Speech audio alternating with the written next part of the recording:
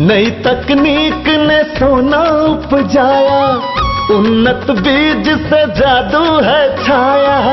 कम पानी में फसल लहराई, सुख समृद्धि ले ली अंगड़ाई।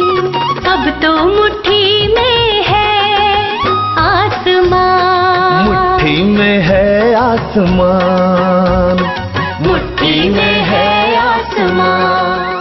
नमस्कार किसान भाई बहनों, आपके प्रकाशवान और उज्जवल भविष्य की सबसे बड़ी आवश्यकता है सही दिशा में किया गया सही प्रयास।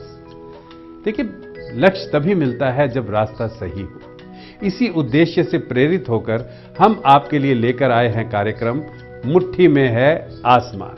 सही और पूर्ण जानकारी के अभाव में उचित खर्च का उचित परिणाम नहीं मिलता है, परंतु दूसरों की सफलता की कहानी हमारे लिए प्रेरणा का स्रोत भी बन जाती है। आइए फूलों की उत्तम खेती के बारे में जानकारी हासिल करते हैं।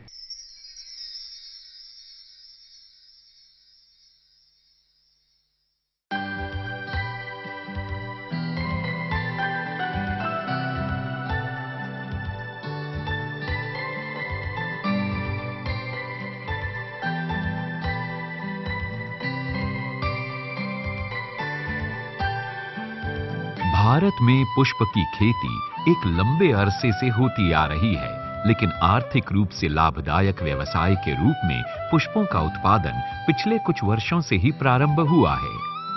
गुलाब, गुलदाउदी, कॉर्नेशन, गेंदा, चमेली और जरबरा फूलों की मांग सारा साल विदेशी और घरेलू बाजारों में बनी रहती है।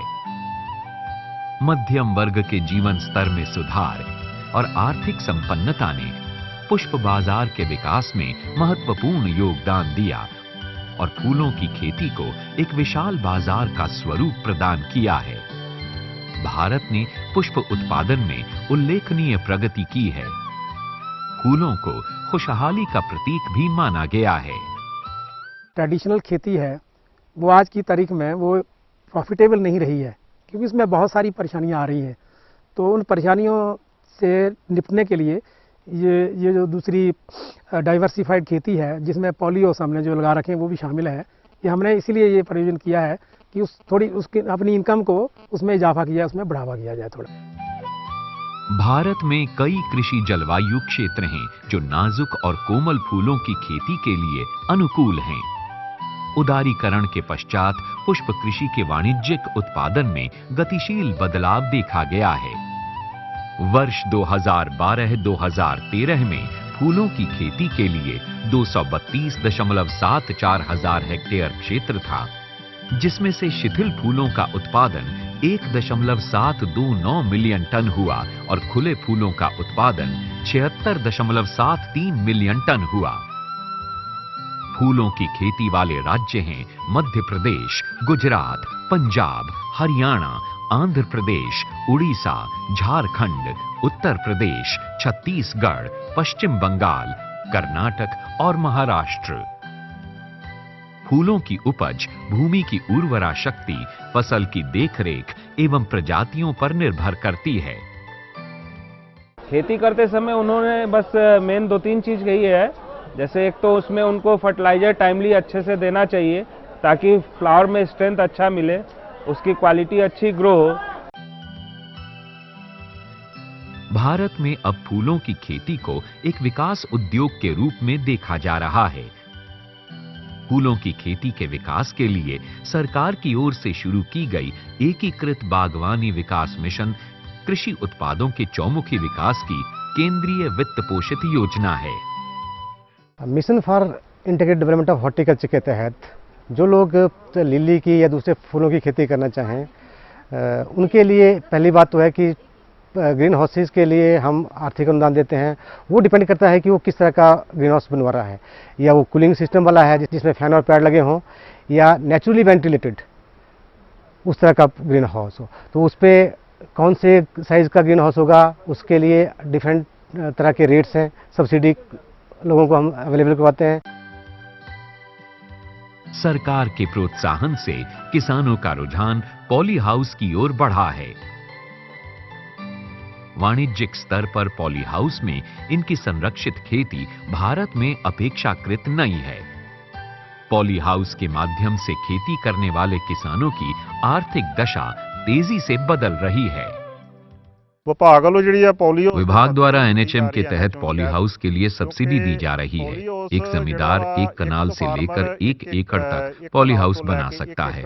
वहां उसमें फूलों की खेती कर सकते हैं और बड़ी मंडियों जैसे दिल्ली, लुधियाना, चंडीगढ़ में बेच सकते हैं। अगर हम मार्केटिंग का ढांचा बना ले तो फूलों के काम में फायदा है। एक कनाल के पॉली हाउस में जमींदार 3-4 लाख रुपए कमा सकता है। 3 ਤੋਂ 4 ਲੱਖ ਜਿਹੜਾ ਉਹ ਮੁਨਾਫਾ ਕਮਾ ਸਕਦਾ ਵਾ। पारदर्शी कांच या प्लास्टिक फिल्म के आवरण से ढके ये पॉली हाउस भारतीय कृषि के बदलते व्यावसायिक रूप का परिचायक हैं। पॉली हाउस ने फूलों के उत्पादन के लिए भौगोलिक स्थिति और मौसम पर निर्भरता समाप्त कर दी है। पॉली हाउस के अंदर उचित पर्यावरण प्रबंध तकनीकों द्वारा वातावरण को फूलों की आवश्यकता के अनुरूप नियंत्रित किया जा सकता है। गुलाब को देखते तो पूरे साल चलता है, इसलिए हमारे मन में ये लालसा जगी कि इसमें प्रॉफिट ज़्यादा होगा, क्योंकि ये पूरे साल चलता है और इसको हम कैसे बना सकते हैं। लेकिन पैसे की कमी की वजह से हम इसको बना नहीं पाए। जैसे ही सरकार सब्सिडी को उन्होंने बढ़ा के 50% किया पॉली हाउस के ऊपर, तभी हमने ये सोच लिया अभी चाहे कुछ भी हो, कहीं से भी हम पैसे का इंतजाम करें, लेकिन अब हम पॉली हाउस बना के रहेंगे। बाजार मांग में लगातार वृद्धि पॉली हाउस के अंदर नियंत्रित जलवायु परिस्थितियों में उच्च तकनीक से वाणिज्यिक फूलों की खेती निर्यात की दृष्टि से महत्वपूर्ण होती जा रही है। फूलों की खेती ने न सिर्फ उनके जीवन स्तर में सुधार किया, बल्कि घर निर्माण, वाहनों की खरीद तथा खेती के लिए बेहतर तकनीकों की खरीद का रास्ता भी आसान किया। फसल में जी मूंग जी है, गेहूं है, सरसों है और जी गन्ने हैं और गेंदा है। मार्केट के हिसाब से तोड़ते हैं इसे और जैसा भाव होता है वैसे हम ले जाते हैं। फूलों का विपणन भारत में ज्यादातर असंगठित है। आज की खेती की मांग है नए तरीके से नई सोच के साथ खेती करना। बेहतर प्रबंध आचरण के कार्यान्वयन से किसानों को एक धार मिल सकती है। मटेरियल की क्वालिटी है, जो गुणवत्ता है, जो फूलों की, वो चीज़ ध्यान में रखनी है उनको। उस चीज़ को ध्यान में रखते हुए जो अच्छी क्वालिटी का प्रोडक्ट होगा, उसी अच्छी क्वालिटी के प्रोडक्ट को अच्छा रेट मिलेगा। आज फूलों की खेती के उत्पादन पूर्व, उत्पादन के दौरान और उत्पादन के उपरांत ठोस प्रबंधन के लिए किसानों की क्षमता विकास और मानव संसाधन को बढ़ावा देने पर जोर दिया जा रहा है। किस तरीके से गुलाब की खेती की जाए, गुलाब की खेती के पश्चात उससे किस तरीके से तेल निकाला जाए, इसमें हमारा संस्थान ने बहुत महत्वपूर्ण भूमिका निभाई है। फिर जंगली गेंदे की खेती की तरफ हम लोगों ने एक महत्वपूर्ण भूमिका निभाई है, उससे किस तरीके से तेल निकाला जाए और मार्केट तक पहुंचाया जाए। हम समय समय पर किसानों को इसके लिए ट्रेनिंग भी देते हैं और उनके लायक प्रोग्राम। कम लागत और बेहतर आमदनी देखकर दूसरे क्षेत्र के किसानों ने भी इनका अनुसरण किया। फूलों के इस सामूहिक व्यवसाय ने न सिर्फ छोटे किसानों को रोजगार के अवसर दिए, बल्कि उनके जीवन स्तर को भी उचित दिशा दी। भारत एक कृषि प्रधान देश है, जिसमें विश्व के पशुओं की संख्या का 1/5 भाग है। दुधारू पशु व बैल कृषि के मुख्य आश्रय हैं। मुट्ठी में है आसमान,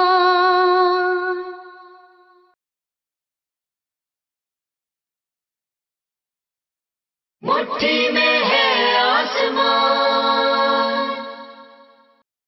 किसान भाइयों और बहनों, जहां तक विकास और बेहतरी के लिए हमारे अपने प्रयास का महत्व है, वहीं देश भर की कई संस्थाएं उत्कृष्ट सेवाएं देते हुए विकास की ये राह आसान कर रही हैं और निरंतर कार्य करती हैं।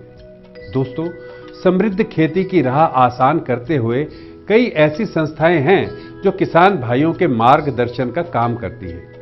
आइए जानते हैं डेयरी उद्योग एवं पशुपालन को समर्पित एक ऐसी ही संस्था के बारे में। आज के इस भाग में जिस संस्था के बारे में बात कर रहे हैं, उसका नाम है राष्ट्रीय डेयरी अनुसंधान संस्थान।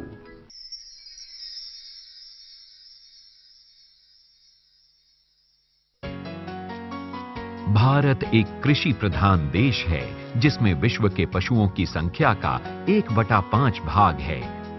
दुधारू पशु व बैल कृषि के मुख्य आश्रय हैं।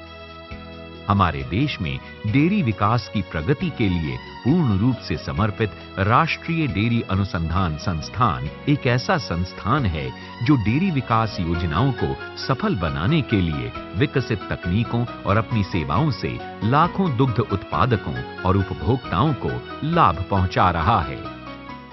जानवरों का कैसे सिलेक्शन करें, कैसे रख रखाव करें, क्या उनका खान पान हो, दूध उत्पादन के बाद उसको किस तरीके से प्रोसेसिंग किया जाए, किस तरीके से मार्केटिंग किया जाए, हम इसकी ट्रेनिंग किसानों को देते हैं और हमेशा कहते हैं कि प्रोडक्शन के साथ साथ प्रोसेसिंग भी अपने पास रखो। NDRI अनुसंधान व शिक्षण में सहयोग देकर अपनी महत्वपूर्ण भूमिका निभा रही है। इस समय संस्थान डेयरी टेक्नोलॉजी में बीटेक के अतिरिक्त 12 विषयों में स्नातकोत्तर और डॉक्टर कार्य संचालित कर रहे हैं। डेयरी तकनीक के इस स्नातक कार्यक्रम में प्रयोगात्मक शिक्षण एक विशेष घटक रहा है।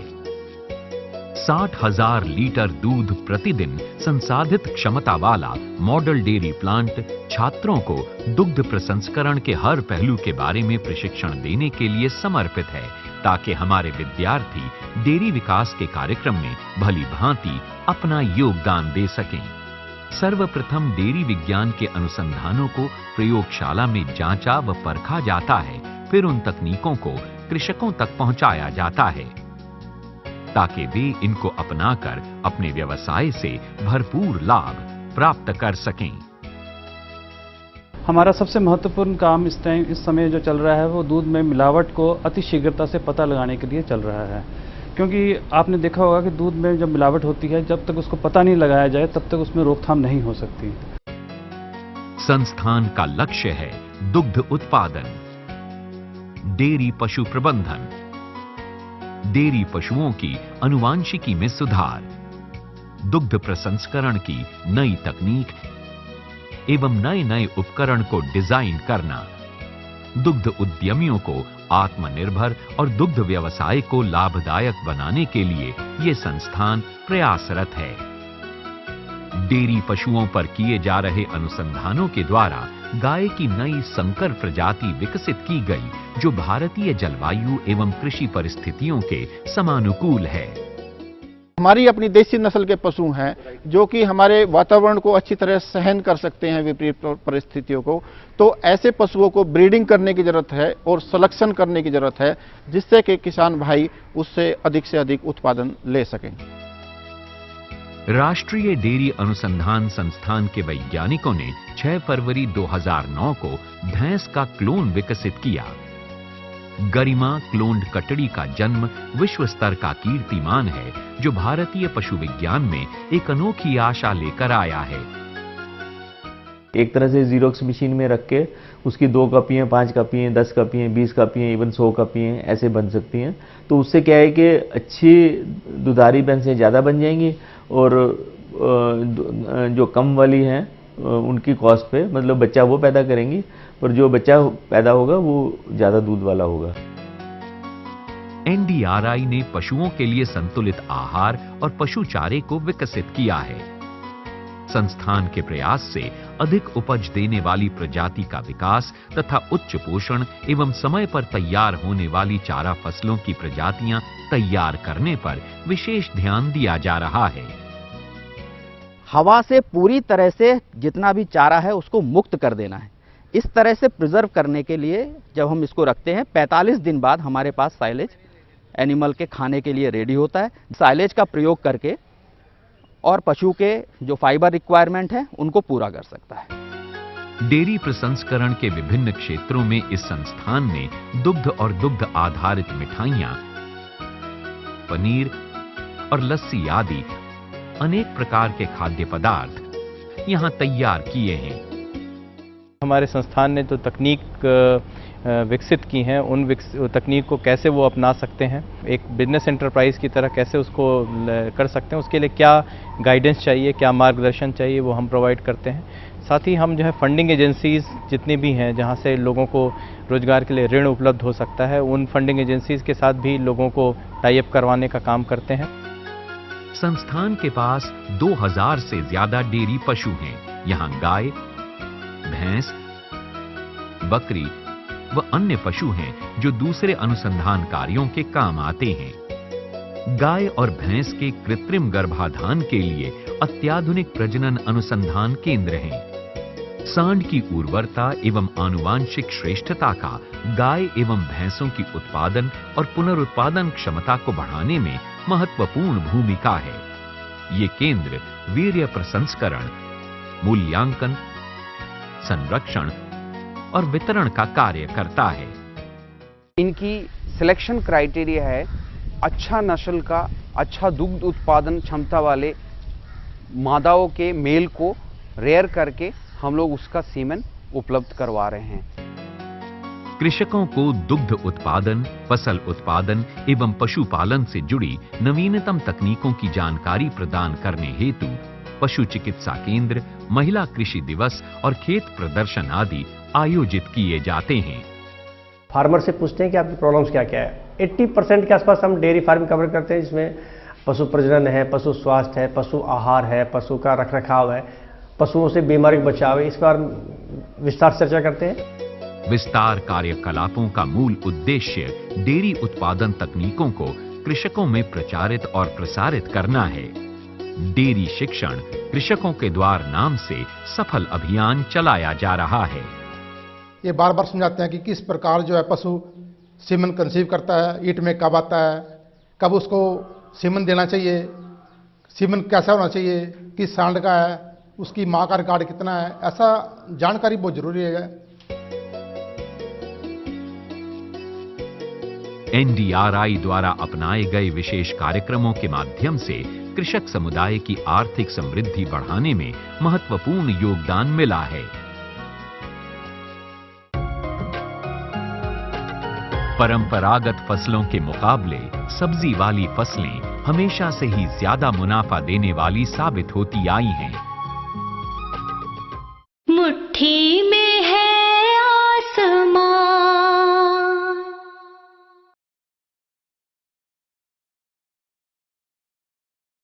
मुट्ठी में है आसमान। किसान भाइयों बहनों, डेयरी अनुसंधान संस्थान डेयरी उद्योग एवं पशुपालन को बढ़ावा देते हुए देश भर के दुग्ध व्यवसाय से जुड़े किसानों को लाभ पहुंचा रहे हैं। अब हम कार्यक्रम के अगले भाग की ओर चलते हैं, जिसका नाम है खुशहाली की डगर।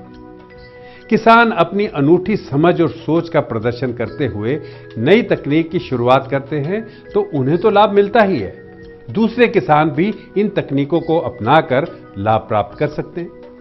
आज खुशहाली की डगर में हम बात करते हैं प्लास्टिक मल्चिंग की।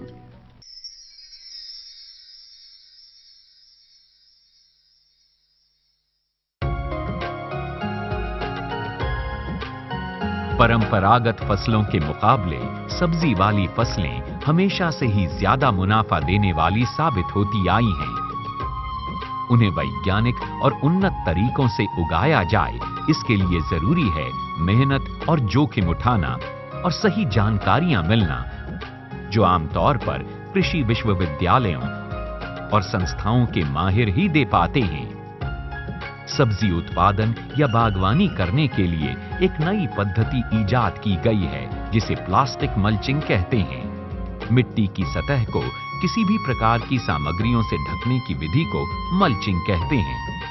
फसलों के अवशेषों एवं अन्य मक्का के डंठल, कुसुम की फूस एवं अन्य स्थानीय उपलब्ध सामग्री जो चारे के लिए बहुत कम अथवा नहीं प्रयुक्त होती हो, उसे मल्चिंग के लिए इस्तेमाल किया जा सकता है। आजकल काली पॉलीथीन को भी मिट्टी को ढकने के लिए प्रयोग में लाया जा रहा है। मल्चिंग करने से मिट्टी से जल निकासी घट जाती है, नमी संरक्षित रहती है व मिट्टी का तापमान एक समान बना रहता है। फलतः खेतों में खरपतवार कम हो जाते हैं व पोषक तत्व पौधे को मिलने लगते हैं। इसके जरिए कम समय में बेहतर पैदावार का लाभ उठाया जा सकता है। मल्चिंग प्लास्टिक और प्राकृतिक फिल्म दोनों प्रकार का हो सकता है। सबसे बड़ा फायदा तो वीडिंग का होता है एक्चुअली। अगर हम मल्चिंग नहीं करते तो वीड्स काफ़ी आते हैं, तो जब वीड्स आते हैं तो फिर काम थोड़ा धीरे भी पड़ जाता है, प्लांट की ग्रोथ भी कम हो जाती है। देखिए, अगर जितना मॉइस्चर आप मिट्टी में होगा उतना ही प्लांट ग्रोथ भी ज़्यादा करेगा, उसमें फ्रूट भी ज़्यादा आएगा, तो ऑब्वियसली अगर फ्रूट ज़्यादा आएगा तो कम मार्जिन भी बढ़ेगा। मल्चिंग का प्रयोग आसान तो है ही, इसके कई फायदे भी हैं, जैसे कि जड़ों का विकास, पानी की बचत और जमीन को कठोर होने से बचाया जा सकता है, जिससे मिट्टी का तापमान नियंत्रित होने के कारण पौधों के विकास के लिए अनुकूल वातावरण बनता है। बीज के जल्दी अंकुरण और उपज बढ़ाने में मल्चिंग तकनीक की अहम भूमिका होती है।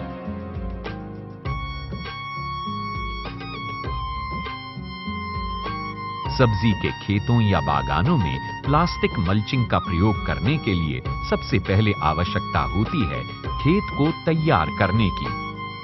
इसके लिए खेत में ऊंचे मेड़ बना लें। मेड़ों की ऊंचाई 4 से 6 इंच व चौड़ाई 50 से लेकर 60 सेंटीमीटर रख सकते हैं।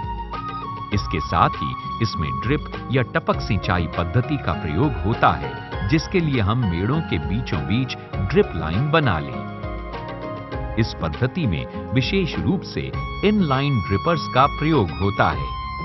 इनलाइन ड्रिपर्स में ड्रिप लाइन के अंदर की ओर ड्रिपर्स लगे होते हैं, जिनसे बूंद बूंद कर पानी टपकता है।